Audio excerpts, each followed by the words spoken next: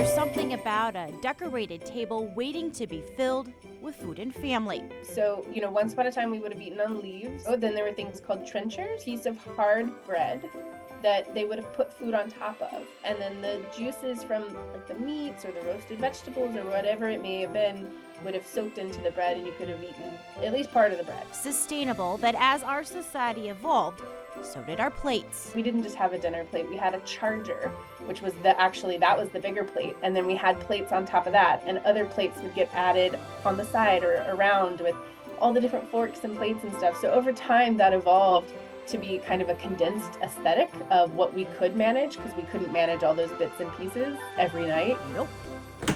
We've simplified things since then. We can think about the evolution of the dinner plate from its size, its shape, its design, its durability, whether or not it can go in the dishwasher. Highsmith adds, the size of our room, storage, even tables have all gotten larger. That means more space for larger plates.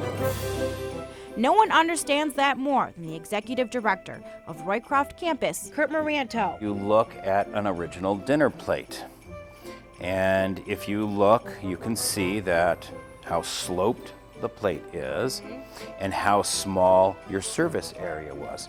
Here is a slightly more modern plate that was made, and you can see the huge difference in portion sizes. They have original Roycroft dishes made by Buffalo China, which date back to the 1900s. They were all hand painted.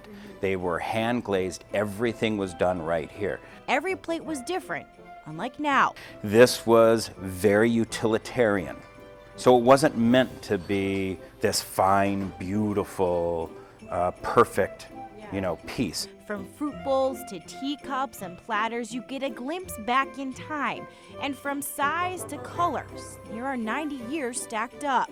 Our sense of proportion, if we go out to a restaurant, we want our plates to be full and piled high because we get that sense of value. Value, that's something the artisans who have come and gone at the Roycroft Inn have understood since 1905. Daniel Garvey is the innkeeper. He says the dining experience, like our plates, is changing too. There is the nouveau riche, where you'll have a big plate with a small entree or a small appetizer or a small bite on it. He calls it artistic dining. More creative dining, things that people don't have an opportunity to try. After all, we do eat with our eyes. Well, Highsmith's final course is this: make time to sit down together. She says our busy lives have us forgetting the importance of conversation and knowing how our food got onto the table. We're supposed to have these relationships with these things that we have to use every single day. The further we get away from that, the less we have this really healthy relationship with our food and with each other. Brianna Foose, Spectrum News.